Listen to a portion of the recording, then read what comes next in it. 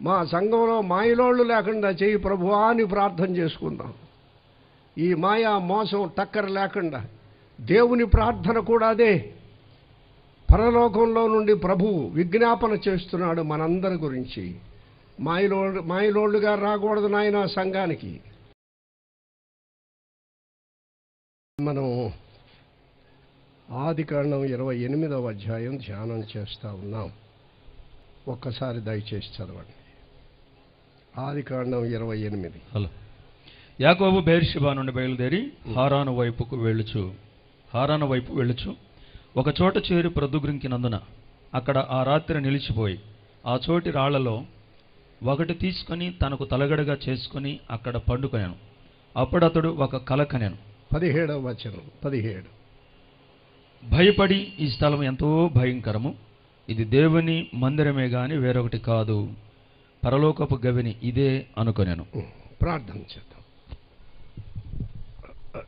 మహాపరిశుద్ధుడైన తండ్రి, మా ప్రియరక్షకుడైన క్రీస్తు ప్రభు పరిశుద్ధ పాదముల చెంత స్తోత్రములు చెల్లిస్తున్నాం. మా అందరి రక్షణ కొరకు సిలువలో బలి అయి అమూల్యమైన రక్తధారలు చిందించిన ఆ ప్రియ ప్రేమను తలంచి స్తుతులు చెల్లిస్తున్నాం. యాకోబును దర్శించడం మాత్రమే కాదు, కృపచేత మమ్మల్ని అందరినీ దర్శించినందుకు స్తోత్రములు.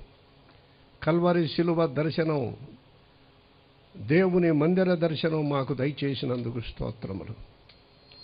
ఇప్పుడు మీ వాక్య ధ్యానంలో మీ దాసుని బలపరచండి.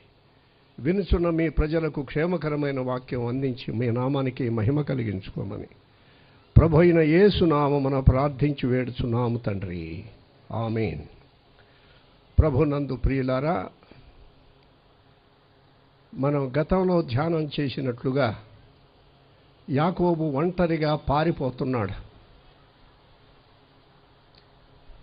వాళ్ళ అమ్మగారు చెప్పింది, నువ్వెటో దూరంగా వెళ్ళాలరా, మా అన్నయ్య ఉన్నాడు. యాకోబు అన్నయ్య మంచోడా చెడ్డోడా? సోదరులు చెప్పండి. యాకోబు యొక్క మేనమామ లాబాను మంచోడా చెడ్డోడా? మీరు చెప్పట్లే. ఎందుకంటే మంచోడంటే ఏమంటారు, చెడ్డోడంటే ఏమంటారు? నేనే దిగొచ్చి కొడతానా, మిమ్మల్ని ఏమన్నా అంటానా? నా దారిని నేను వెళ్ళేవాడిని. వీడు పెద్ద మాయలోడు. మాయలాయన దగ్గరికి వెళ్తున్నాడు ఇప్పుడు యాకోబు. ఆని మించిన మాయలోడు వీడు. ఇక ఇద్దరు మాయలోళ్ళు కలుసుకుంటున్నారు. ఇక సంఘం అట్లా ఉండకూడదు. దేవుడు పరిశుద్ధుడు గనుక మనం కూడా పరిశుద్ధులంగా వెళ్ళాలి. వెళ్ళే ముందుగా తల ఒక చీపురు తీసుకోవాలి. మనలో ఉన్న మాయ మోసం టక్కరంతా కడుక్కుని వెళ్ళిపోవాలి, తుడుచుకోవాలి. ఎక్కడ ఉండకూడదు. ప్రార్థన చీపురు. ప్రార్థన చెయ్యండి. అనకూడని మాటలు అన్నాను, చేయకూడని పని చేశాను, తప్పే నా ద్వారా జరిగింది. మా ఆయన్ని తిట్టకూడదు, తిట్టాను. నా భార్యని ఏమనకూడదు, అన్నాను, పొరపాటు చేశాను. పరిశుద్ధాత్మ నీకు ఏ లోపం అయితే చూపిస్తాడో దాన్ని సరిచేసుకుని దేవాలయానికి వెళ్ళాలి. రోజు పని చేసుకుని ఈ ఊడ్చుకునే పనిలోనే ఉండాలి. మనం ఇల్లు ఊడ్చినట్టుగా. మా మరదలో ఒక అమ్మాయింది, నా భార్య చెల్లెలు, ఎప్పుడు చీపురు చేతిలో ఉంటుంది. ఆమె పెద్ద డాక్టరు. అమ్మ డాక్టర్ అమ్మ అన్నాం, చీపురమ్మ అంటాను. ఏమిటి వేళ నీ చేతిలో చీపురు లేదేమంటాను. ఇప్పుడే పడేశానండి అంటదాన్ని. ఎప్పుడూ హృదయాన్ని తుడుచుకుంటూనే ఉండాలి, సరిచేసుకుంటూ ఉండాలి, ఆత్మీయంగా బలపడుతూ ఉండాలి. అలాంటి అనుభవంతో దేవుని యొక్క సన్నిధికి వచ్చి ప్రభువుని మనం ఆరాధన చెయ్యాలి. నాయన వెళ్ళిపో, మా అన్నయ్య ఉన్నాడు రా, అందుకని ఆడు ఎంత మాయలోడో చెప్పలా. చాలా మంచివాడు అనుకున్నాడు యాకోబు. ఆయన కూడా లాబాను కూడా మా చెల్లెలు కొడుకు వస్తున్నాడు అనుకున్నాడు, కానీ ఈడొక మాయలోడు దొరుకుతున్నాడు అనుకోరా. మా సంఘంలో మాయలోళ్ళు లేకుండా చేయి ప్రభువా అని ప్రార్థన చేసుకుందాం. ఈ మాయా మోసం టక్కర లేకుండా దేవుని ప్రార్థన కూడా అదే. పరలోకంలో నుండి ప్రభువు విజ్ఞాపన చేస్తున్నాడు మనందరి గురించి. మాయలోళ్ళుగా రాకూడదు నాయన సంఘానికి. తిట్టేవాళ్ళుగా రాకూడదు, దూషించేవాళ్ళుగా రాకూడదు. యేసు రక్తము చేత మరొక్కసారి హృదయం ప్రోక్షించబడి ఆనందంతో సంతోషంతో ఆరాధించే నా ప్రజల కొరకు నేను చూస్తున్నాను అని దేవుడు ఆదివారం ఎదురు చూస్తుంటే ఒకళ్ళేమో ఇళ్ళన్నీ గాలిపోయినట్టు ముఖం పెడతారు, ఇంకొకళ్ళేమో ఏమిటో ఒక రకంగా పెడతారు, ఇంకొకళ్ళు ఇదంతా ఎందుకు వచ్చిందన్నట్టు ముఖం పెడతారు.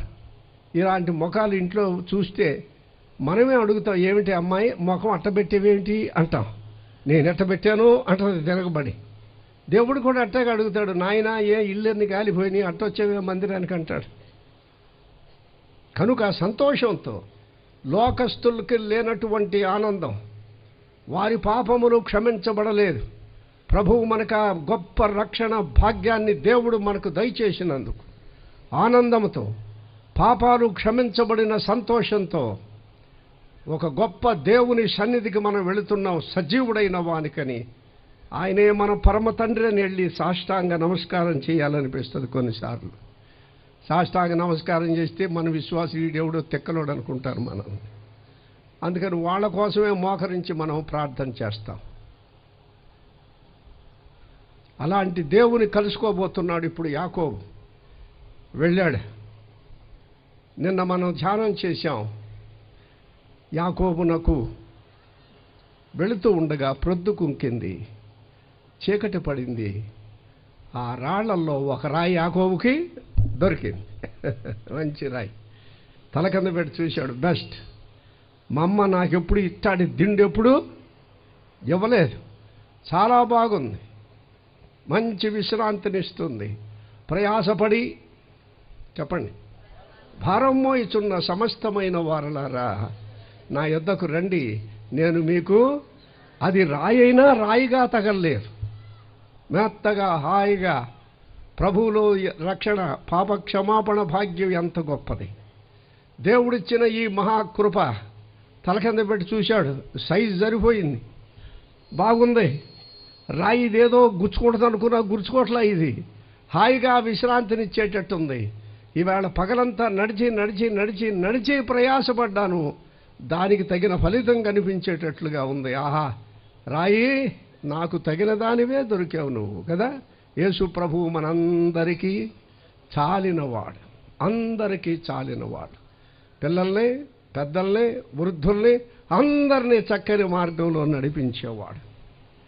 ఆ రాయి తీసుకున్నాడు, పడుకున్నాడు. ఒకటి తీసుకుని 11వ వచనం, ఆ చోటి రాళ్లలో ఒక రాయి తీసుకొని, తనకు తలగడగా చేసుకొని, ఒక రాయి తీసుకుని. ఇప్పుడు ఇంతకీ రాతి దగ్గరకు వద్దాం. ఎవరి రాయి? ఒక రాయి తీసుకొని. పేతురు రాసిన మొదటి పత్రిక 2వ అధ్యాయం 6వ వచనం చదువుదాం. పేతురు రాసిన మొదటి పత్రిక 2వ అధ్యాయం 6వ వచనం. ఇదిగో నేను ముఖ్యమును ఏర్పరచబడినవాడు అమూల్యమునగు జగత్తు పునాది వేయబడక ముందే మనందరి రక్షణ కొరకు సిద్ధపరచబడిన గొర్రె పిల్ల, వధించబడిన గొర్రె పిల్ల, అమూల్యమైన వాడును, ముఖ్యమైనది మూలరాతిని సియోనులో స్థాపించుచున్న రాతిని స్థాపించుచున్నాను, దాని యందు విశ్వాసముంచువాడు. విశ్వాసం ఉంచారా అందరూ? ఏమా, అందరూ విశ్వాసులేనా ఇక్కడ ఉన్నవాళ్ళు? అవిశ్వాసులు ఉన్నారా? ఆ రాయి యందు అమూల్యమైన వాడు, మన జీవితానికి మూలమైన వాడు, పరలోక రాజ్య భాగ్యాన్ని మనకు దయచేసేవాడు, శాశ్వతమైన నిత్యత్వాన్ని మనకు దయచేసే మహారక్షకుడు. ఇంకా ఏ నామమున మనకు రక్షణ లేదు. ఇక ఎక్కడ తిప్పబడినా మనకు రక్షణ దొరకదు. ఈ నామముననే మనము రక్షణ పొందవలను. ఏమన్నాడు చక్కని మాటలు? ఇదిగో చదువు నాయన. ముఖ్యమును ఏర్పరచబడినది. యేసు ప్రభు నీకు ముఖ్యమా? ఇంటి పని ముఖ్యమా? చెప్పాలి. యేసు ప్రభు ముఖ్యమా? డ్యూటీ ముఖ్యమా? డ్యూటీ ఎగ్గొట్టకూడదు. డ్యూటీ దేవుడు ఇచ్చింది. ఇల్లు ముఖ్యమా? యేసు ప్రభు ముఖ్యమా? ఎవరు ముఖ్యం? ఇంతవరకు నీకెవరు ముఖ్యం? మాకు ఇల్లు ముఖ్యం అనుకుంటే ఒక్కోవటం కూడా జరగదు. పెళ్లి చేసుకుని పిల్లలు ఉండి అన్నీ ఉన్నా ఒకరోజు రాత్రి 12 గంటలకి 1 గంటకి అట్లా వెళ్ళాను ఇంటికి. నేను కోటను చూసుకుని తలుపు కొట్టాను. నా భార్య తలుపు తీసింది. లైట్ ఇవ్వమ్మా అన్నాను. కరెంట్ వాడు వచ్చి ఫీజులు బీక్కుపోయాడు అన్నాడు. దేవునికి స్తోత్రం. మంచినీళ్ళు ఇవ్వమన్నాను. మున్సిపాలిటీ వాడు వచ్చి అవి గట్టి పారేసాడు అన్నాడు. ఎందువల్ల? ట్యాక్సులు గట్ల. దేశాలు అంటే మీరు తిరుగుతున్నారు, నాకు అది ఎక్కడో తెలియదు, మొత్తం బీక్కుపోయారు అన్నాడు. ఇల్లు ఉంచినందుకు దేవునికి స్తోత్రం. సేవ ముఖ్యం, ప్రార్థన ముఖ్యం, దేవుని సన్నిధి ముఖ్యం. క్రిస్మస్లో పండగలు ముఖ్యమా? హృదయాన్ని సిద్ధం చేసుకోవటం ముఖ్యమా? చీరలు కొనటం ముఖ్యమా? మీరు అబద్ధం ఆడితే కుదరదు. ఇదిగో ఎదురుకుండా ఉన్నారు అయ్యగారు, వాళ్ళే చెబుతారు. ప్రభువు ముఖ్యం. ఇక నుండి ఆ పని చేయండి. ప్రభువా నీవే నాకు ముఖ్యం. ముఖ్యమైన మూలరాయి. ఈ రాత్రిది లేకపోతే నాకు కష్టంగా ఉంది. ఎండలో మాడిపోయాను పగలంతా. ఇది తల కింద పెట్టుకోవాల్సిందే. ముఖ్యమును అమూల్యమునైన మూలరాతిని సియోనులో స్థాపించుచున్నాను. చదవండి. ఆయన యందు విశ్వాసం ఉంచువాడు ఏమాత్రమును సిగ్గుపడడు. దాని యందు అల్లా రాయి అంటే ఏమనాలి? ఆయన దాని యందు అన్నాడు. కానీ ఏమన్నాడు ఇప్పుడు? ఆయన యందు విశ్వాసం. ముఖ్యమును అమూల్యమైన వాడు ఆయన యందు విశ్వాసముంచువాడు సిగ్గుపడడు. ఏం సిగ్గుపడం? రేపు ప్రభు దగ్గరికి వెళ్ళిపోతాం, ఆయన సన్నిధిలోకి వెళతాం. ఈ లోకస్తులైతే ఇక్కడే ప్రార్థన చేసి ఇక్కడే చచ్చి ఇక్కడే పోయి ఇటు నుండి ఇటే నరకానికి పోతారు. దేవుని ప్రజలు సిగ్గుపడాల్సిన పని లేదు. మహాశ్రేష్ఠుడైన రక్షకుని యందు మనం విశ్వాసం ఉంచాం. అమూల్యమైన వాడు. ఆయన మూల్యం ఎంతో చెల్లించలేము. యేసు ప్రభు. జాగ్రత్తమ్మ, కరెంటు పడింది నాయన, చూడండి కొంచెం తీయండి. ఏం చేయలేదు. దేవుని కృపలో షాక్ కొట్ల. రైట్, దాన్ని సరిగా పెట్టండి. ముందు లైట్ తీసే, స్విచ్ తీసే బాబు, స్విచ్ ఆఫ్ చేసి కనెక్ట్ తీసే. కాసేపు అది లేకపోయినా పర్వాలేదులేండి. వినండి. ఏం రాయి అన్నాడు నాయన? చదువు. ముఖ్యమైన మూలరాతిని సియోనులో స్థాపించి తిని ఆయన యందు విశ్వాసముంచువాడు ఏమాత్రమును సిగ్గుపడాడు. ముఖ్యమైన మూలరాయి. మూలరాతిని నేను సియోనులో స్థాపించుచున్నాను. మూలం ఇక దానికి మించింది లేదు. ఇక క్రీస్తు ప్రభు మనకు మూలంగా మన జీవితానికి శ్రేష్టమైన వాడుగా ఉండాలి. పొద్దున్నే లేచి ఆ పనులు ఈ పనుల మీద పడబాకండి. నీవే శ్రేష్ఠుడవు ప్రభువా, నా జీవితానికి శ్రేష్ఠుడవు. ఆయన విలువెంతో మనకు తెలియదు. ఒకసారి నేను చదువుకునే రోజుల్లో ఇంగ్లాండ్ దేశం వెళ్ళాను. మహారాజు మహారాణి మన దేశాన్ని పరిపాలించిన దేశం అది. అందులో వింతైన వస్తువులు ఉంటాయి. మ్యూజియం, బ్రిటిష్ మ్యూజియం అంటారు. వింతైన వస్తువులన్నీ చూస్తూ వెళుతున్నాను. ఒక వజ్రం కనిపించింది, కోహినూర్ అనుంది. బ్రిటిష్ దేశపు మహారాణి కిరీటంలో పెట్టారు ఈ వజ్రం. ఏమి తళతళలాడుతుంది. నేను అక్కడే నిలబడిపోయా. ఎందుకంటే అది మన భారతదేశం ఉంది. హైదరాబాద్ నవాబ్ జార్జి మహారాజు గారు వస్తే ఆయనకి కానుకగా ఇచ్చాడు, నా జోలికి వచ్చి దేశాన్ని ఆక్రమణ చేయబాకు, నీకు దండం పెడతానండి.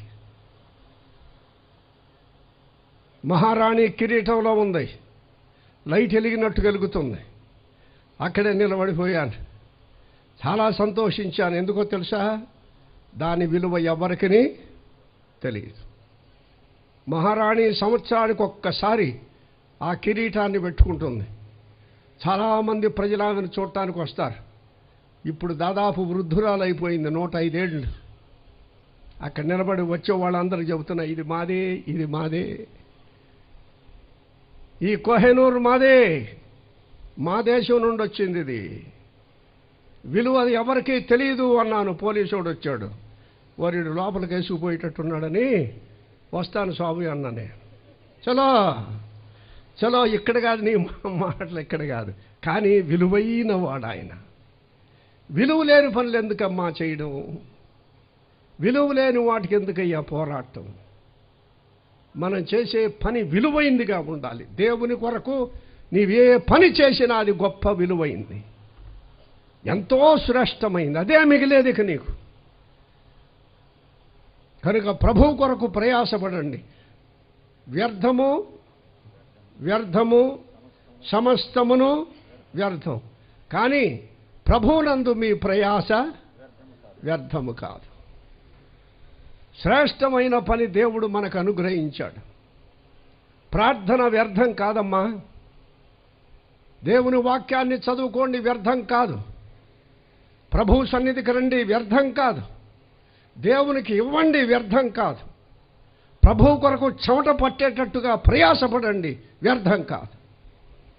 దానికి ప్రతిఫలం శాశ్వతమైన పరలోకంలో దేవుడు మనకు దయచేస్తాడు. గొప్ప ఆశీర్వాదాన్ని దేవుడు మనకు దయచేస్తాడు. విలువైన వాడు దొరికాడు రాత్రి వేళ యాకోబుకి. హాయిగా నిద్రపట్టింది. ఏం జరిగింది? ఆ గొప్ప రాయి, ఎఫెసీ పత్రిక 2వ అధ్యాయం 20వ వచనంలో మరొక్కసారి ఈ రాయిని గురించి ప్రభువు సెలవిస్తూ ఉన్నాడు. ఎఫెసీ 2:20 దొరికింది. క్రీస్తు యేసే ముఖ్యమైన మూలరాయి. ఎవరు దొరికింది యాకోబుకి? అక్కడ పడున్న రాయి కాదు, క్రీస్తు యేసే ముఖ్యమైన మూలరాయి. ఆయన దొరికాడు. ఆయన ఉంటే ఏం పర్వాలా. ఆంధ్ర క్రైస్తవ కీర్తనలో చక్కని పాట పాడేవాళ్ళం, మీకు గుర్తుందా? నీవు తోడై. ఈ ముసలా మొత్తుకోళ్ళు ఇంకా చూస్తుంటే ఏమన్నా పాడతారేమన్నా. ఈ పాట కుర్రాళ్ళకి రావు. యేసు నిత్యము నాకది మేలు, యేసు నిత్యము నాకది మేలు. కటిక చీకటి గాఢాంధకారం, పురుగులెన్నో ఉన్నాయి, పాములున్నాయి, విషక్రిములన్నీ చాలా తిరుగుతున్నాయి. అమూల్యమైన వాడు దొరికాడు. క్రీస్తు యేసే ముఖ్యమైన వాడు దొరికాడు అక్కడ. ఇంకా పాములు లేవు, తేళ్లు లేవు, గీళ్ళు లేవు, ఏం భయపడాల్సిన పని లేదు. ప్రభువు నీతో ఉంటే హాయిగా నిద్రపోండమ్మా. రాత్రులు కొందరు నిద్రలో కలవరిస్తారు. ఎందుకు? భయం అంటుంటారు. ఏమైందిరా ఏమైందిరా ఏమైందిరా నీకేమైందంటే ఎవడో దొంగపడినట్టు కల వచ్చిందంట. ఎందుకు రావాలి నీకు? అమూల్యమైన ముఖ్యమైన వాడు క్రీస్తే, ముఖ్యమైన మూలరాయి. ఆయన మీద ఆధారపడి హాయిగా పడుకోండి. బీపీ లేదు, షుగర్ లేదు, ఏమీ లేదు. ఏం దిగులు పడబాకండి. జీవిత యాత్రలో ఏమక్కర్లా, ప్రభువు ముఖ్యమైన వాడు. ఇంకొక వచనానికి వెళదాం. ప్రభు ఆయన నోటారా ఈ రాతిని గురించి పలికిన మాటలు. మత్తయి సువార్త 21వ అధ్యాయం, మత్తయి 21:42 చదువుతారా? 21:42. మరియు యేసు వారిని చూచి ఇల్లు కట్టువారు నిషేధించిన రాయి, అదిగో నిషేధించిన రాయి. మరలా అడుగుతున్నాను మిమ్మల్ని, మరలా అడుగుతున్నాను, ఎవరైనా నిషేధించారా ప్రభువుని? మారు మనసు లేని వాళ్ళు ఉన్నారా ఇక్కడ? యేసు రక్తములో కడగబడని వారు, పాపము నుండి విమోచించబడని వారు, ఇల్లు కట్టువారు తృణీకరించిన రాయి. మీరు జీవితాన్ని చక్కగా ప్లాన్ చేసుకుంటున్నారు. ఇలా నడుచుకుందాం, ఇలా నడుచుకుందాం, ఇలా వెళదాం, ఇది చేద్దాం, అది చేద్దాం. ప్రభువు లేకపోతే అన్నీ సున్నేనమ్మా. తృణీకరించొద్దు, త్రోసివేయొద్దు. ఏవేవో నీ కారణాలు ఉండొచ్చు, ఆ కారణాలన్నీ తీసి బొట్లో పడే చెత్త బొట్లో. ఇల్లు కట్టువారు తృణీకరించిన రాయి ఏమైంది? చివరికి మూలకు ఆయనే. నువ్వు తోసేసినా ఆయనే మహారక్షకుడు, నువ్వు కాదన్నా ఆయనే మహారక్షకుడు, నీవు లేదన్నా ఆయనే నిజమైన రక్షకుడు. సిగ్గుపడేది నీవే. ప్రభువుని త్రోసివేయొద్దు. ఈ రాత్రి హృదయాన్ని ప్రభువుకు సమర్పించు. ప్రభువా, ఇంతవరకు త్రోసివేశాను, అశ్రద్ధ చేశాను. ఈ రాత్రి నిన్ను అంగీకరిస్తున్నాను, ఇంకా త్రోసివేయను. నీ రక్షణ భాగ్యము నాకు దయచేయమని ప్రార్థన చేయండి.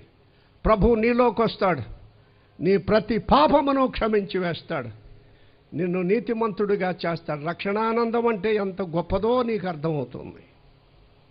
నిషేధించకండి అమ్మా, యవనస్తులు, పెద్దలు, త్రోసివేయొద్దు.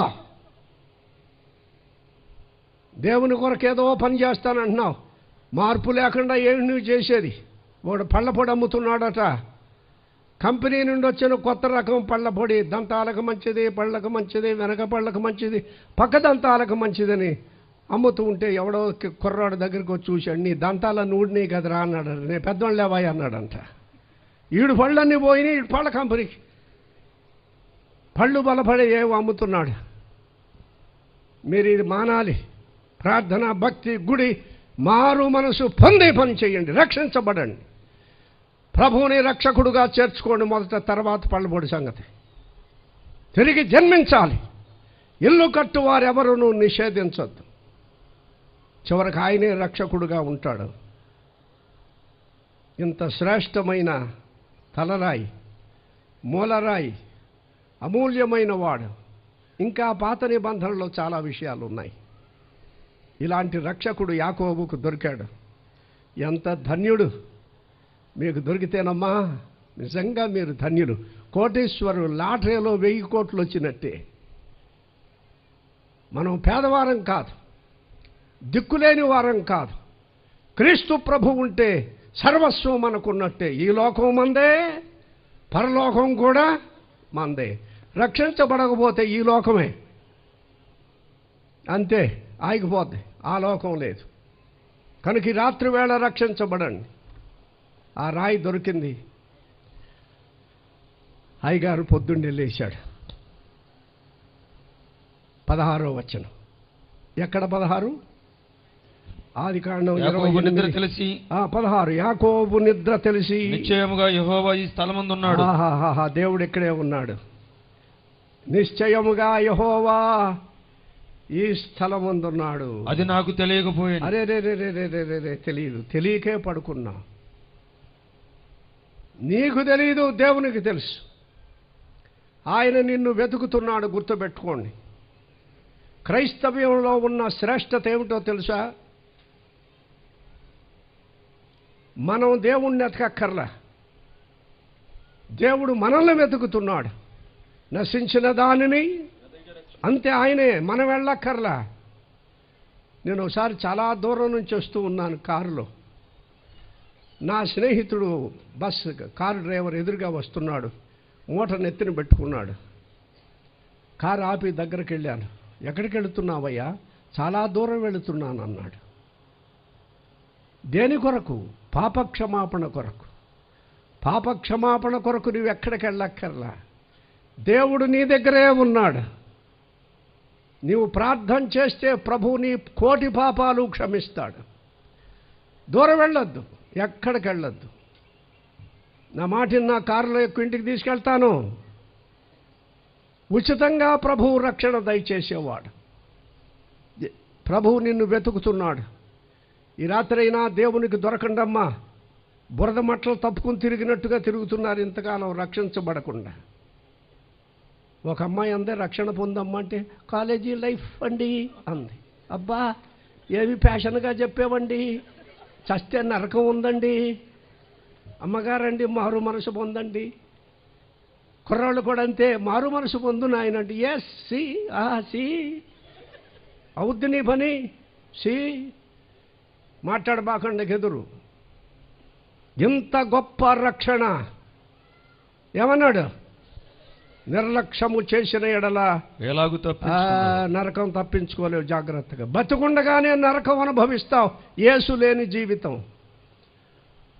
ప్రభువు లేకపోతే బ్రతుకుండగానే నరకం అనుభవిస్తావు. నేను కాలేజీలో పనిచేసేటప్పుడు మా స్టూడెంట్స్ నన్ను గురించి రకరకాలుగా ఊహించుకుంటుండేవాళ్ళు. ఓ రోజు 10 మంది వచ్చారు. సార్ కొన్ని ప్రశ్నలు అడగాలి, చెబుతారా అన్నాడు. అడగండి రా అన్నాను. సార్ మీరు పరలోకానికి వెళ్ళారంటగా అన్నాడు. ఇప్పుడు పరలోకంలోనే ఉన్నానన్నాను. ఆహా, సారు భలే గ్రేట్రా, పరలోకంలో ఉన్నాడంట. రోడ్డు మీద నడుస్తున్నారు కదా సార్ అన్నాడు. నడుస్తున్నాను, అక్కడే ఉన్నానన్నాను. ఇంకొకడు అన్నాడు, అంటే ఊహించుకున్నారు పాపం వీళ్ళు, మనకి ఏం తెలుసు అమాయకులు. సార్ మీరు నరకానికి కూడా వెళ్ళారంట కదా సార్ అన్నాడు. 15 ఏళ్ళు నరకంలో ఉన్నానన్నాను. బా సార్ ఎంత గ్రేట్రా అన్నాడు ఒకడు. 15 ఏళ్ళు నరకం, ఇప్పుడు పరలోకం అంటే సారు నరకానికి వెళ్ళి మళ్ళీ పరలోకానికి రాగలిగిన శక్తి గలవాడనమాట. ఆహాహా, సార్ మమ్మల్ని కూడా అట పంపుతారా అన్నాడు. మీరు ఇప్పుడు నరకంలో ఉన్నారు నాయన అన్నాను. మారు మనసు లేదు వాళ్ళకి. సరే, వాళ్ళని ఇంకా అయోమయంలో పెట్టడం మంచిది కాదని ఉన్న విషయం చెబుతాను వినండి అన్నాను. యేసు ప్రభువుని నమ్మకుండా నరకయాతన అనుభవించాను 15 సంవత్సరాలు. సినిమాలు, లోకం, డ్రామం, పాపం, ఏదో చెడుగు ఇష్టానుసారంగా తిరగటం, స్నేహాలు, ఎందుకు పనికిరాని చెత్త బతుకది. అలాంటి బ్రతుకు ఎవరికైనా ఉందా ఇప్పుడు? ఏమా అందరూ నీతిమంతులేనా మీరు సోదరులు?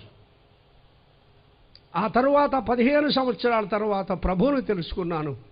ఆయన నా హృదయాన్ని పరలోకం చేశాడయ్యా, ఇప్పుడు పరలోకంలో ఉన్నానన్నాను. అట్లాగండి మీరు చెప్పింది ఇదా, అసలు నిజంగా వెళ్తాం కాదా అన్న. నిజంగానే వెళ్తాను. నిజమైన పరలోక రాజ్య భాగ్యాన్ని బ్రతికుండగా దేవుడు ఆనందాన్ని మనకిచ్చాడు. చెప్పన సఖ్యమును మహిమాయుక్తమైన సంతోషాన్ని దేవుడు దయచేశాడు. పరలోకం ఇస్తాడమ్మా, అది నాకు తెలియకపోయాను, దేవునికి తెలుసు. నీ బ్రతుకు తెలుసు. ఇంతవరకు ఎన్ని అడుగులు వేశావో, ఎన్ని బురదలో పడినాయో తెలుసు. ఇక నుండి ఎలాంటి నరకంలో నీ అడుగులు పడబోతున్నాయో దేవునికి తెలుసు. అందుకే ఆ రాత్రి వేళ ఎవ్వరికి తెలియకుండా నెమ్మదిగా వచ్చి యాకోబు మోసగాడి తల దగ్గర చేరాడు. చేయి పెట్టగానే దొరికింది. రాయి మెత్తకుందేంటి? ఏమిటో రాయేనా? రాయే. ఎట్లా ఉందేంటి ఏమో, తల కింద పెడదాం. ఆహా, నిద్ర వచ్చేటట్టు. కొందరు పడుకోగా నిద్రపోతారు. భలే బాగుంది అది, విశ్రాంతి. ప్రతి పాపం క్షమిస్తాడు. ఆనంద సంతోష సమాధానాలు మన హృదయంలోనికి పంపిస్తాడు. తెల్లవారి లేచి ఏమన్నాడు? 16 యాకోబు నిద్ర తెలిసి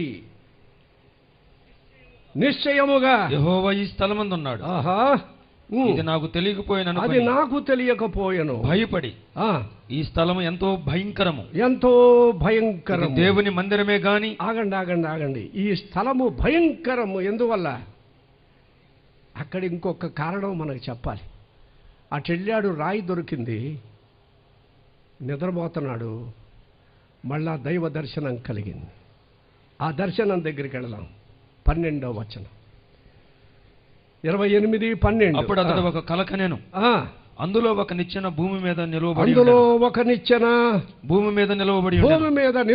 ఉండెను. దాని కొన ఆకాశమనంటెను. దాని మీద దేవుని దూతలు ఎక్కుచూ దిగుచూ నుండిరి. కింద కొనేమో భూమినంటింది, పై కొనేమో ఆకాశమునంటింది. ఇంత పెద్ద కొన నిచ్చెన ఎప్పుడైనా చూశారా మీరు? నేను చూడలే.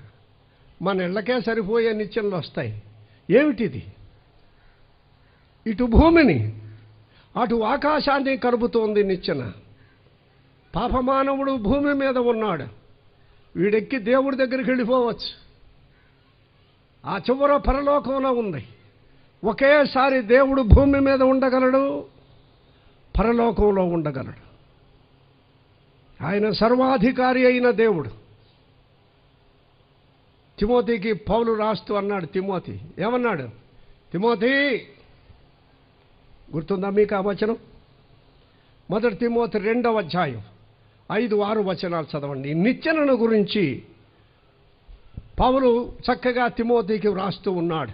1 తిమోతి. దేవుడొక్కడే, దేవునికిని నరులకును మధ్యవర్తి ఒక్కడే. 2వ అధ్యాయం 5-6 వచనాలు. దేవుడొక్కడే, దేవునికిని నరులకును మధ్యవర్తి ఒక్కడే. పై కొన అంటుకుంది, అక్కడున్నాడు ఆయన. క్రింద కొన భూమిని అంటింది. నరులున్నారు ఇక్కడ, మనుషులు. వీరికి వారికి మధ్యవర్తి ఒక్కడే, ఆయన క్రీస్తు యేసును నరుడు. ఆయన క్రీస్తు యేసును నరుడు. ప్రభు ఎన్ని విధాల ప్రత్యక్షపరుచుకుంటున్నాడు యాకోబుకి. రాయి దొరికింది, నేనే అన్నాడు ప్రభు. నిచ్చెన దొరికింది, నేనే అన్నాడు ప్రభు. మధ్యవర్తి ఒక్కడే, క్రీస్తు యేసను నరుడు. ఆ నిచ్చెన ఎంత పెద్ద నిచ్చెన, శ్రేష్టమైన దేవుని కృప దొరికింది. ఇంత గొప్పవాడా ప్రభు. ఇక్కడ భూమి మీద నిలబడితే పరలోకంలో శిరస్సుందా? బా, ఎంత గొప్పవాడు. సముద్రంలో నీరంతటిని చేతిలో పెట్టుకున్నాడట. ఎంత పెద్ద చెయ్యి అయింది. ఈ భూగోళమునంతటిని చేతిలో పెట్టుకున్నాడు. భూమిని ఎంత పెద్ద చెయ్యి అయింది. బా, దేవుడొక్కడే దేవునికి నరులకును మధ్యవర్తి. నేను మధ్యవర్తిగా వచ్చానయ్యా యాకోబు. ఆ నిచ్చెనెక్కి రా, పైకి రా. పరలోకం ఉంది, రా పైకి రా. దేవుని శాశ్వతమైన నిత్య జీవం ఉంది అక్కడ. ఏమండి ఆ దూతలు ఎవరు అన్నాడు. ఈ దూతలు ఎక్కుచును, న్యాయంగా దేవుని దగ్గరున్న దూతలైతే ఏం చేయాలా? దిగుచును ఎక్కుచును ఉండాలి. కానీ ఈ దేవదూతలు ఏం చేశారు? ఎక్కుచును దిగుచును ఉండేరి. కనుక దేవుని దగ్గరున్న దూతలు కాదు వీళ్ళు. వాళ్ళని జాగ్రత్తగా పరిశీలన చేశాడు. వాళ్ళల్లో ఆనందరావు అని ఉన్నాడు, వాళ్ళల్లో ఇమ్మానుయేల్ గారు ఉన్నాడు, వాళ్ళల్లో వరప్రసాద్ రెడ్డి గారు ఉన్నాడు, వాళ్ళల్లో మీరంతా ఉన్నారు. ఈ ముసలామత్గా వీళ్ళంతా ఎవరు? ఆయనకి ఏం అర్థం కాల. పాత నిబంధన భక్తులకు నూతన నిబంధనలో ప్రభు ఇచ్చిన ఈ మహాకృప వాళ్ళకి అర్థమయ్యేది. ఎవరు వీళ్ళు? ఎవరండి వీరు? దేవుని సంఘములకు దూతలు. 2వ కొరింథీ పత్రిక 8వ అధ్యాయం 23వ వచనం చదువుదాం. 2వ కొరింథీ 8:23. ఎవడని తీతు అనే ఒక ఆయన ఉన్నాడు, దైవజనుడు. ఆయన ఎవరైనా అడిగిన ఎడల అతడు నా పాలివాడును ఈ విషయములు నా జతపనివాడునై ఉన్నాడని మన సహోదరులు ఎవరైనా అడిగిన ఎడల వారు సంఘముల దూతలను. ఎవరు మనం? సంఘముల దూతలను. దేవుని నమ్మిన విశ్వాసులంతా మనం ఎవరు? సంఘముల దూతలు. బయట సైతాన్లుగా ఉన్నాం, సంఘంలో తెచ్చి దూతలుగా చేశాడు. ఆయన కుమారులుగా చేశాడు, కుమార్తెలుగా చేశాడు, రక్షణ భాగ్యాన్ని మనకిచ్చాడు. ఎవరు వీరు? 7 సంఘాల్లో కూడా ప్రకటన గ్రంథం ఏమి రాశాడు? ఎఫెసులో ఉన్న సంఘపు దూతకు ఇలాగున వ్రాయము. సార్దిస్సులో ఉన్న సంఘపు దూతకు పేరు తీసేశాడు. మనకేమని పేరు పెట్టాడు? సంఘపు దూత. మన సంఘానికి కూడా 3 దూతలు ఉన్నారని విన్నాను. విశ్వాసులు కూడా ఉన్నారు, 6 దూతలే. సోదరీలు దూతలే, సోదరులు దూతలే. యేసు రక్తములో కడగబడిన ప్రతి ఒక్కరూ కూడా దూతలే. చిన్న దూతలున్నాయి, పెద్ద దూతలున్నాయి. వీళ్లతో పాటు నరక దూతలు కూడా పెరుగుతున్నాయి. శుభ్రంగా నరకానికి వెళ్తే మారు మనసు పొందండి. దేవుడు నిన్నొక్కసారి పరలోకపు దూతగా చేస్తాడు. అందరూ మారిపోవాలి. మారిన వాళ్ళంతా ఎవరు? వీరు దేవుని సంఘపు దూతలు. వీరు ఎక్కుతున్నారు, దిగుతున్నారు. ఏమో స్వామి నాకేం అర్థం కావట్లేదు వీళ్ళు అంటున్నారు. ఒకటి అర్థం చేసుకో, యాకోబు దేవుడు ఒక్కడే పైన ఉన్నాడు. ఆయన ఒకేసారి ఆకాశంలో ఉండగలడు, అదే సమయంలో భూమి మీద ఉండగలడు. ఇంకెక్కడో మీటింగులు జరుగుతుంది, వాళ్ళ దగ్గర ఉండగలడు. 2, 3 నా నామమున ఎక్కడ ఆరాధన చేస్తారో వారి మధ్య ఉండగలడు. ప్రార్థన చేసే వారి మధ్య ఉండగలడు. సాతానుడు ఆ విధంగా ఉండలేడు. వాడు దూతలను పంపుతాడు. ఆడొచ్చి కోటలో కూర్చున్న వాళ్ళు కూడా రేపుకెళ్తాడు. పద పద పద, నువ్వు పొయ్యి మీద అది పెట్టొచ్చావు కానీ పొయ్యి అర్పలా లే, ఇక పరిగే. వాడి దూతలు పనిచేస్తూ ఉంటాయి. కానీ ప్రభు అన్ని చోట్ల ఉంటాడు. అందరిని నమ్మిన వారి హృదయంలో ఉన్నాడు. మీరు ఎప్పుడన్నా టీవీ షాపులకు వెళ్ళారా? మీరు ఎందుకు వెళ్ళరు? ఇక్కడ చెప్పరు, కానీ నేను వెళ్ళాను ఒకసారి. 100-200 టీవీలు పెట్టాడు, అంత వరుసనే. అన్నిట్లో ఒకే బొమ్మ వస్తుంది. ఇదేమిటి విచిత్రం? ఇదేమిటయ్యా అని అంతే. అందరి హృదయాల్లో ఒకడే. కోట్ల కొలది విశ్వాసులు ప్రపంచంలో ఉన్న ఒకడే, ఆయనే ఉంటాడు వారి హృదయాల్లో. నమ్మనోళ్ళందరి హృదయంలో దుష్టుడు ప్రేరేపణ ఆడు ఉండడో, వాడి ప్రేరేపణ ఉంటుంది, వాడి శక్తి ఉంటుంది. ఏమమ్మా నువ్వే ఇంతకాలం ఎక్కడ ఉంటున్నావు, ఎందుకు నీ సీనియారిటీ అంత పండు తినకుండా ఇట్లా చేస్తావు, పాప ముసలోడు ఎంత ఆశపడుతున్నాడు అంది. నిజమా? అసలు తింటేనా సినిమా స్టార్ లాగా అవుతావు. అంతకన్నా అందంగా చేశాడు దేవుడు ఆమెని. ఆమెను మించిన అందం కలిగే అందగత్తి ఎవరో ఏదేను వనంలో. ఇంకా అందగత్తిని అవుతాను. అబ్బా నిన్ను అసలు పట్టుకునే ఉంటుందా? అసలు సబ్బు కూడా పెట్టుకొని అక్కర్లేదమ్మా. పౌడర్తో ఇక నీకు పని లేదు, ఇక ఖర్చు అంత ఉండదు, తిను. దుష్టుడు రాలా అంటే సర్పాన్ని పంపించాడు అనుకోండి, వాడి దూతలు వస్తూ ఉంటారు. ప్రభు అయితే అన్ని చోట్ల, అందరిలో, అన్ని ప్రదేశాల్లో ఒకే చోట ప్రభు ఉండగలడు. భూమి మీద ఉన్నాడు. ఈ కొన భూమినంటాను, ఆ కొన ఆకాశమునంటాను. యాకోబు, నేను ఎంత గొప్పనో చూసావా? ఆహా ప్రభువా, నాకు ఇది అర్థం కాక మా అన్న మా మామను మోసం చేసి, అన్నను మోసం చేసి, అక్కడ మోసం చేసి పరమ చండాల బతుకైపోయి. ఎంత ప్రభు ఎంత గొప్పోడో మనం రోజు తెలుసుకుంటుంటే మన నీచత్వాన్ని నెమ్మదిగా తీసివేస్తాం. ఆయన గొప్పతనం తెలుసుకుని మన నీచత్వాన్ని తీసేసేయాలి. ఈ దేవుని దూతలు ఎవరు? తెలిసిపోయింది, విశ్వాసులే, రక్షించబడిన వారు. యాకోబు కూడా ఒక దూతే. నమ్మిన వాళ్ళంతా వెళ్ళిపోతారు. ఇంకొక విషయం మీకు చెబుతారు. ఈ దూతలు చేసిన పని ఎక్కుచు తర్వాత దిగుచుండిరి. 122వ కీర్తన. దేవుని దూతలు ఎక్కడ ఎక్కుతున్నారు చూడండి, ఆ పనిలో ఉన్నారు. 4వ వచనం దయచేసి చదవండి. 122వ కీర్తన 4వ వచనం. 4 అండి.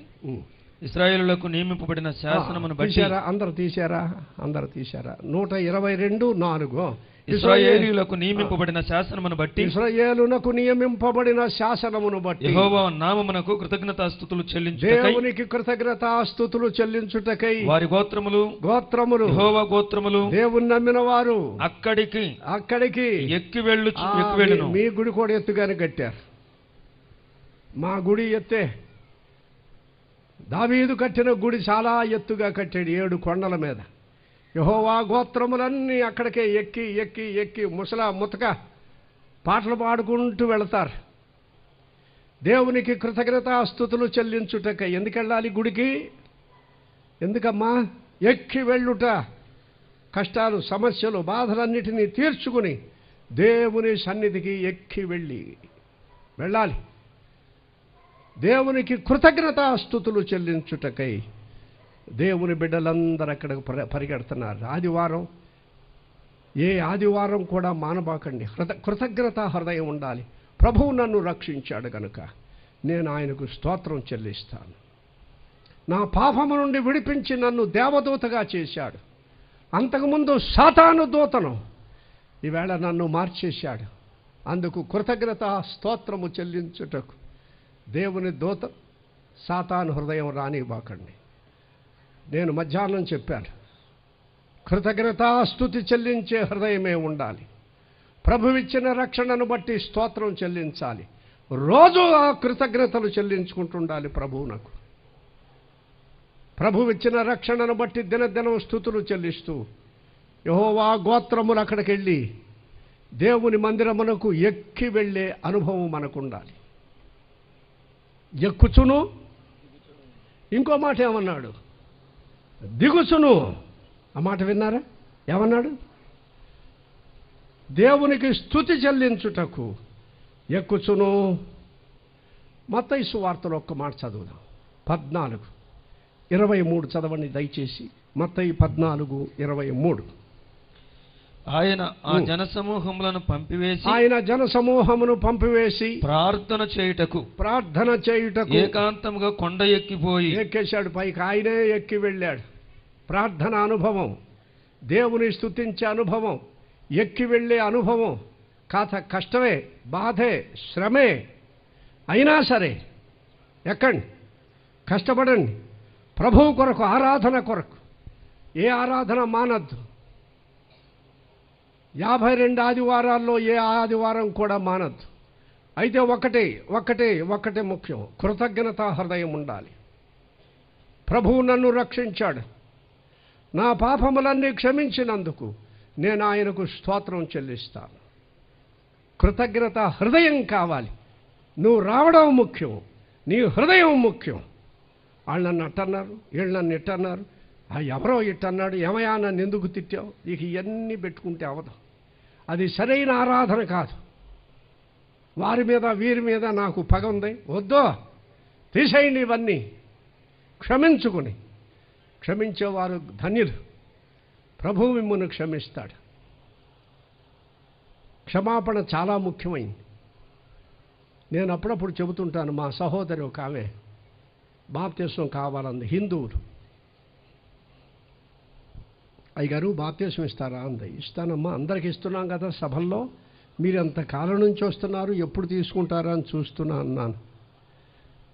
మా అత్తయ్యకి నాకు పడదండి అంది. ఎప్పటి నుంచి పడదు తల్లి అన్నాను. నా పెళ్ళయి 30 ఏళ్ళు అయింది, అప్పటి నుంచి ఆమెకి నాకు పడదు అంది. ఆమె ఏ ఊరిలో ఉంటుందన్నాను. ఎదురు గుమ్మమే అంది. ఆమె చూడగానే ముఖం విడిదిప్పుకుంటుందట. ఆమె నేనేనా అంత జూనియర్ అని ఆమె ఇంకా ముఖం విడిదిప్పుకుంటుందట. ఏ మొఖాలు, దరిద్రపు మొఖాలు. ఇట్లాంటి మొఖాలే ఇంటికి శాపం.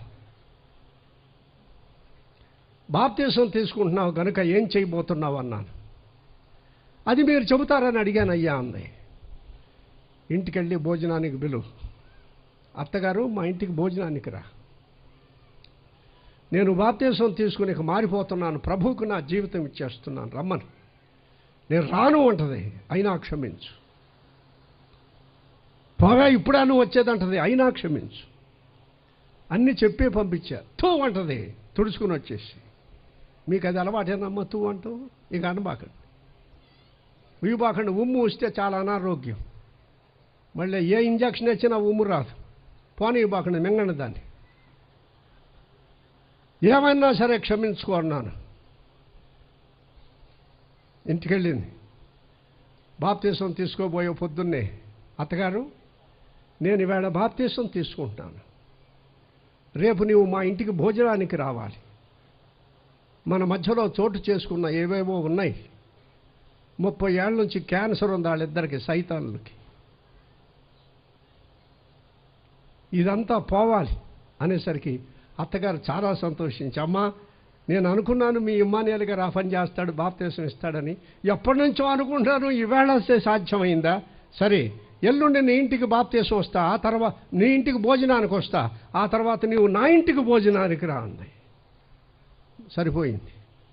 దేవుని కృప, పేచీలు లేకుండా, గొడవలు లేకుండా. ఏం దేవుని సన్నిధికి ప్రార్థనకు ఎక్కి వెళితే ఈ ప్రార్థన మనలో ఉన్న చెత్త అంతా తీసేసేట్టు ప్రార్థన చేయండి. పై ప్రార్థన చేయబాకండి. కాల్చివేయాలి, దహించాలి చెత్తను. భ్రష్టత్వాన్నంతా దహించి వేసే ప్రార్థన కావాలి. ఆయన ఎక్కి వెళ్ళి ప్రార్థన చేసి, ఎంత చక్కని అనుభవం. యెహోవాకు కృతజ్ఞతాస్తుతులు చెల్లించుటకు ఎక్కి వెళ్ళారు. అర్థమైందా? దేవదూతలు దేవాలయానికి వచ్చారంటే వీళ్ళు పరిశుద్ధులు, దేవదూతలు. యేసుక్రీస్తు రక్తంలో కడగబడ్డారు. ఏ మాలిన్యం లేదు. కుళ్ళు, కక్ష, క్రోధం, ద్వేషం లేకుండా ప్రభువుని ఆరాధించడానికి వచ్చారని దేవుడు సంతోషించాలి. మందిరం ముందే దేవుడు మిమ్మల్ని కలుసుకుంటాడు. వందనాలమ్మ, రా రా, నువ్వు రా, రయ్యా రా, తట్టడు పెట్టుకుని వచ్చావు, రా నాయన. ఈ తట్టడోళ్ళకి లేదు ఇక్కడ. దేవుడు ఆహ్వానించండి మిమ్మల్ని, క్షమించుకోండి, దైవ సన్నిధికి రండి. ఎక్కుచూ ఆ తర్వాత ఇంకేం చేసినారు? దిగుచును ఉండేరి. దిగుట అనేది కూడా దైవ గ్రంథంలో అర్థం ఉంది. లూకా సువార్త 9వ అధ్యాయం 37వ వచనం చూడండి. 37:9-37. మరునాడు వారు ఆ కొండ దిగి వచ్చినప్పుడు శిష్యులంతా కలిసి కొండ నుండి దిగి వచ్చి బహుజన సమూహం ఆయనకు ఎదురుగా వచ్చెను. ఇదిగో ఆయన జన సమూహంలో ఒకడు. కొండ దిగగానే ఇక దేవుని సువార్త ప్రారంభం చేశారు. ప్రభువు కొరకు అద్భుతాలు చేస్తున్నారు. దేవుని కొరకు సాక్షులుగా జీవించారు. కొండ దిగుట సాక్షి జీవితం, కొండ ఎక్కుట ప్రార్థన, ఆరాధన. ఇవి నేర్చుకోవాలమ్మా సోదరులారా. కుళ్ళుగా ఉంచొద్దు. ఎక్కువ కాలం కుళ్ళిపోతే తీసేయాలంటాడు కాలు. గుర్తుపెట్టుకోండి. కొళ్ళబెట్టొద్దు రోగాన్ని. యేసు రక్తములో క్షమించి మన్నించి విడిచిపెట్టేసేయండి. ఇక అది కుళ్ళావంటే నీ వెళ్ళి బీడీలు కొట్టు పెట్టుకో, బయటికి వెళ్ళి నువ్వు సంఘంలో పనికిరా. అంతే. అంతకన్నా అధ్వానంగా ప్రవర్తిస్తున్నావు సంఘంలో. బతికినంతకాలం కక్షలో క్రోధాలా? ఎందుకు నువ్వు ఇక్కడ సంఘంలో ఇలా పాడు చేస్తావా? వద్దు నువ్వు సంఘంలో. నీవెవరో చెప్పడాకంటాడేమో. అట్టివాణిని దుర్మార్గుని వెలివేయుడన్నాడు. తీసేయడమే. బీడీ కొట్టు పెట్టుకోవడానికి కూడా పనికిరా. అందువల్ల దేవుని బిడ్డలు కుళ్ళిపోయి అంతవరకు మన హృదయాన్ని పాడు చేయొద్దు. నీకు కీడు జరిగిందనుకుంటే దేవుని సన్నిధిలో క్షమించుకో, ప్రార్థన చెయ్యి. నా ఆరాధన జీవితం ఎక్కి వెళ్ళేట్టుగా ఉంచు నాయన. నా ప్రార్థనా జీవితం ఎక్కి వెళ్ళేట్టుగా ఉంచు. అందరినీ క్షమించే కృప దయచేయి. అందరినీ ప్రేమించే కృప దయచేయి. ఏ కక్ష క్రోధం హృదయంలో లేకుండా చెయ్యి. ఎక్కి వెళ్ళొచ్చు. కొండ నుండి దిగి వచ్చి దేవుని కొరకు సాక్షులుగా ఉన్నారు. ప్రభువుని చూచాడు. ఓహో, ఇన్నిచ్చినంటే దేవుడా, నాకు తెలియలేదండి, ఇంత పెద్దనిచ్చిన నేను ఎప్పుడు చూడలేదే. అన్నిటికంటే శ్రేష్టమైంది. ఆయన అందరికంటే శ్రేష్ఠుడు, గొప్పవాడు, ఉన్నతమైన వాడు. చాలా బాగుంది. ఇప్పుడు 12వ అధ్యాయానికి రండి. 16వ వచనం ఏం చేశాడు? ఎక్కడ 16? ఆదికాండం 28:16. త్వరగా రండి. మరి యాకోబు నిద్ర తెలిసి నిశ్చయముగా యెహోవా ఈ స్థలమందున్నాడు. యెహోవా ఈ స్థలమందున్నాడు. అది నాకు తెలియకపోయాను అనుకొని. మనం ఎంత ధన్యులు. రక్షణ పొంది యేసు రక్తమునందు విశ్వాసముంచి అపశాపములో నుండి విడిపించబడి ఆరాధన చేసే మనకు యెహోవా ఈ స్థలమందున్నాడు. ఆహా, ఎంత ధన్యత. చాలా గుళ్ళు గోపురాలున్న యెహోవా స్థలంలో లేడు. ఒక గుళ్ళో నన్ను వాక్యం చెప్పమన్నారు కేరళ వాళ్ళు. నేను ఇంగ్లీష్లో చెబితే వాళ్ళు వాళ్ళ భాషలో మార్చుకుంటారు. ఇది కట్టాటి అన్నీ కట్టారు. ఈ తెరలు ఇవన్నీ ఏదో కొవ్వొత్తులన్నీ వెలిగించారు. అవి మండుతున్న ఏయో గంట పట్టుకుని ఎగురుతున్నాడు. సరే, ఇట్టటోళ్ళకి కూడా వాక్యం చెప్పాలి అనుకున్నాను. నేను అక్కడే కూర్చున్నా. గాలికి అది ఇటు వచ్చి క్యాండిల్ అంటుకుని మండుతుంది. అది మండనే దేవా నీకు స్తోత్రం అనుకున్నా. మొత్తం తగలబడి వీడి మీద పడితే దరిద్రం తెలిపోతుంది. సైతానుడు ఉన్నాడు అక్కడ. నేను అనుకున్నాను, ఆహా, మనం ఎంత ధన్యులు. నిశ్చయముగా యెహోవా మన మధ్యలో ఉన్నాడు. ధన్యులం. నాకు ఆ విషయం తెలియలేదు. దేవుడు ఉన్నాడని తెలియక పగతో వచ్చాను, కక్షతో వచ్చా, క్రోధంతో వచ్చా, కోపంతో వచ్చా. ఈ కొద్దిగా మానేసేయండి. ఆయన హృదయాంతరంగమును పరిశీలనగా చూసేవాడు. ఎవరి మీద పేచి వద్దు, ఎవరితోనూ భేదం వద్దు. నిన్ను దూషిస్తే దూషించలేవు. నిశ్చయముగా యెహోవా ఈ స్థలమందున్నాడు. అది నాకు తెలియలేదండి. మహామహుడు, మహోన్నతుడు, పరిశుద్ధుడు, ఎంత గొప్పవాడు. శిరస్సు పరలోకంలో ఉంది, పాదములు భూమి మీద ఉన్న ఇంత గొప్పవాడా? నాకు అర్థం కాలేదు. చాలా శ్రేష్టమైన వాడు ఉండడం మనకు ఆశీర్వాదం. నిశ్చయముగా యెహోవా ఈ మందిరంలో ఉన్నాడు. అలాంటి గొప్ప దేవుని మనం ఆరాధన చేయడానికి వస్తూ ఉన్నాం. అందువల్ల ఏం చేయాలా?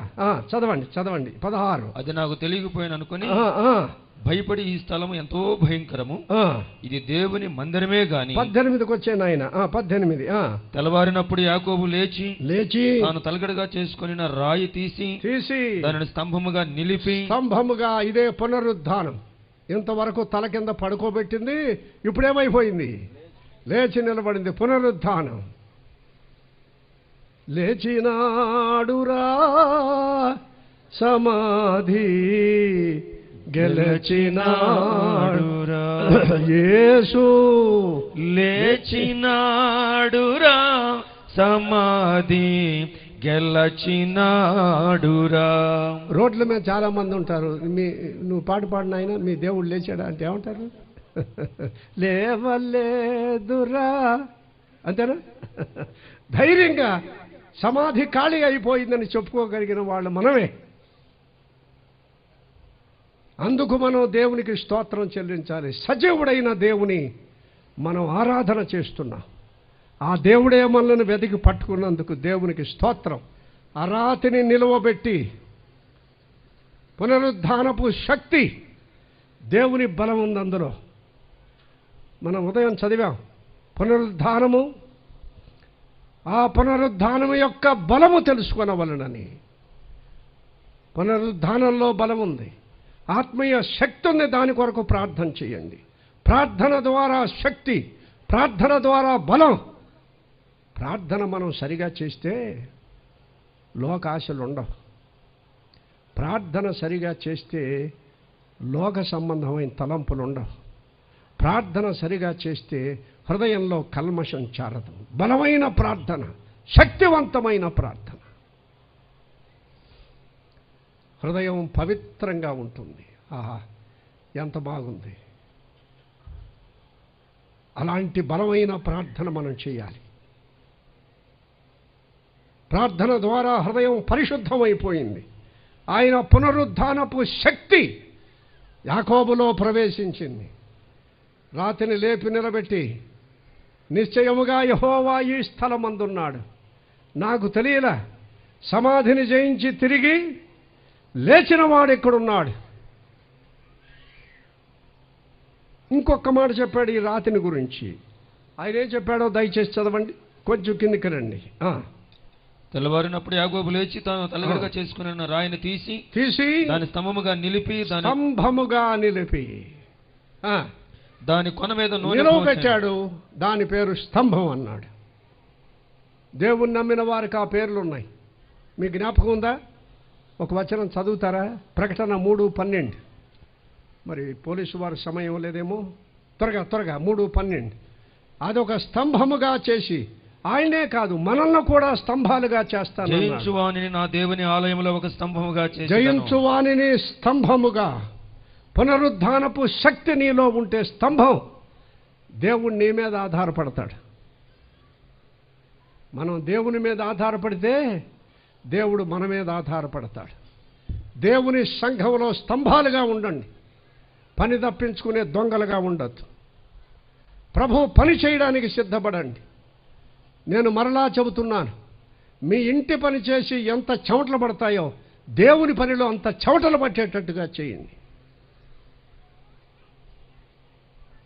కష్టించండి. నిన్నొక స్తంభముగా చేసేదను. ఆ తర్వాత ఏమన్నాడు? చదవండి మరలా. దాని కొన మీద నూనె పోసెను.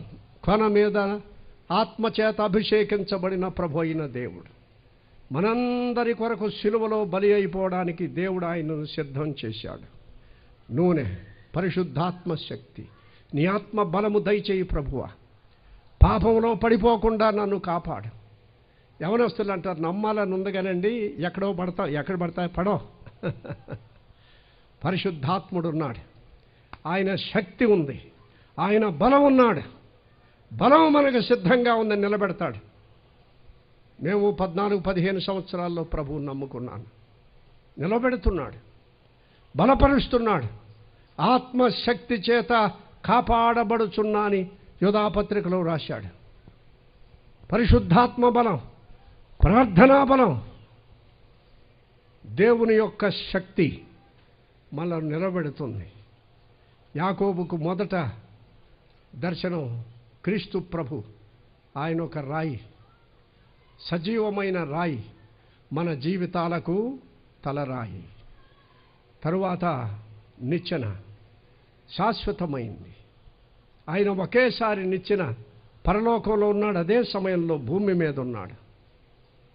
మనం ఎక్కుచూ దిగుచూ ఉన్నాం. ఇందాక ఎక్కే జీవితం అంటే ప్రార్థన, ఆరాధన అని చెప్పాం. దిగే జీవితం అంటే ప్రభువు కొరకు సాక్షులుగా మనం జీవించాలి. సంఘంలో సాక్షులుగా ప్రభువు పని చేయాలి. ఇంకొక మాట చెప్పి నేను ముగిస్తాను, సమయం కాబోతూ ఉంది. దేవుని దూతలు ఎక్కుచును దిగుచును అంటే చివరికి సంఘాన్ని ప్రభువు తీసుకొని వెళ్ళిపోతాడు. అందరు వెళ్ళిపోతారు. నమ్మి బాప్తీసం పొందిన వారు, రక్షించబడిన వారందరూ నిమిషములో, రెప్ప పాటులో, కడబోరం మ్రోగగానే మృతులు అక్షయులుగా లేపబడుదురు. లేస్తాం. తరువాత 7 ఏండ్లు పరలోకంలో ఉన్న తరువాత ఎక్కి వెళ్ళిన వీరు మరలా భూమి మీదకి దిగి వస్తారు. ఎక్కుచును దిగుచును. దేవుని దూతలైతే ఏమనాలంటే దిగుచును ఎక్కుచును అనాలి. కానీ ఇది మన చరిత్రది, మన కొరకు దేవుడు రాశాడు. కనుక ఈ రాయి పరిశుద్ధుడైన దేవుడు, ఈ నిచ్చెన మనలను పరము చేర్చే మహారక్షకుడు, ఇవన్నీ కలిపి యాకోబు చక్కని మాట అన్నాడు. దయచేసి చదువుతారా? 18వ వచనం చదవండి. తెల్లవారినప్పుడు యాకోబు లేచి తాను తలగడగా చేసుకుని రాయి తీసి దానిని స్తంభముగా నిలిపి దాని కొన మీద నూనె పోసెను. మరియు అతడు ఆ స్థలమునకు బేతేల్, దేవుని ఇల్లు. అక్కడే రాయి ఉన్నాడు ప్రభు అయిన యేసు. తృణీకరించద్దు. అక్కడే నిచ్చెన వంటి వాడు, శాశ్వతుడు, శ్రేష్టమైన వాడు. పైన ఆకాశములో ఉన్నాడు, క్రింద భూమి మీద సర్వంతర్యామి. గాలి అన్ని చోట్ల ఉన్నట్టుగా వ్యాపించి ఉన్నాడు. ఇది బేతేల్. ఈ సంఘములో ఆ విధంగా ఉన్నాడు. మనల్ని ఆశీర్వదించాలని కోరుతున్నాడు. యథార్థ హృదయంతో ప్రభువుని సేవిద్దాం. ఎక్కి వెళ్ళుచు దిగి వస్తూ పరిశుద్ధ ప్రవర్తన కలిగి జీవిద్దాం. ఇంకా రక్షించబడని వారు, మీరు సాతాను దూతలుగా ఉన్నారేమో. ఏవేవో లోక సంబంధమైన ఆకర్షణలు మిమ్మల్ని ఆకర్షించి దేవునికి దూరం చేస్తున్నవేమో. ఈవేళ హృదయాన్ని ప్రభువుకి ఇవ్వండి. మీ జీవితాలు ప్రమాదంలో ఉన్నాయని తెలుసుకోండి. ప్రభువా, నా పాపములు క్షమించని ప్రార్థన చేయండి. మీకు కొంచెం సమయం ఇస్తాం. హృదయంలో తీర్మానం చేసి మీరు ప్రార్థన చేయండి. తరువాత ప్రార్థించి మనం ముగింపు చేద్దాం. కొద్ది నిమిషాలు విన్న వాక్యంలో పరిశుద్ధాత్ముడు మన హృదయాలను తాకుంటే ఎక్కడెక్కడ సరి చేసుకోవాలో అక్కడ సరి చేసుకుందాం. ఎక్కడ తప్పు దిద్దుకోవాలో అక్కడ తప్పు దిద్దుకుందాం. ఎక్కడ బాగు చేసుకోవాలో అక్కడ బాగు చేద్దాం. ఇంకా రక్షణ పొందని వారికి ప్రభువు చక్కని అవకాశం ఇస్తున్నాడు.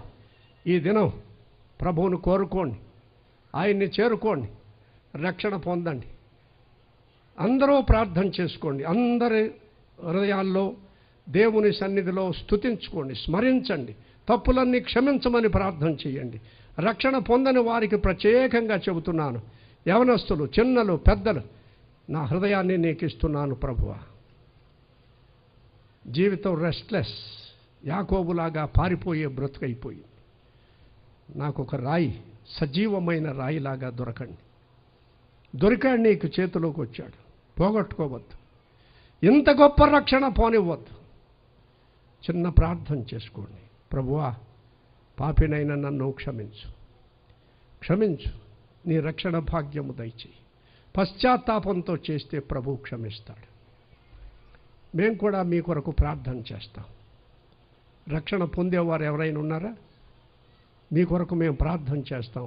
అందరూ తరల వంచి ప్రార్థన చేస్తుండగా, చిన్నలు కానీ పెద్దలు కానీ ఇంతవరకు రక్షణ పొందక ఇప్పుడు రక్షణ పొందాలని ఆశించిన వారు మీ కుడి హస్తాన్ని పైనుంచండి, పైకెత్తండి.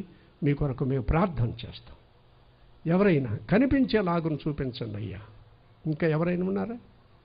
త్వరగా అటు ఇటు దిక్కులు చూడొద్దు. వాళ్ళెవరో చేస్తే నేను చేస్తాను అనొద్దు. నీకై నీదే తీర్మానం.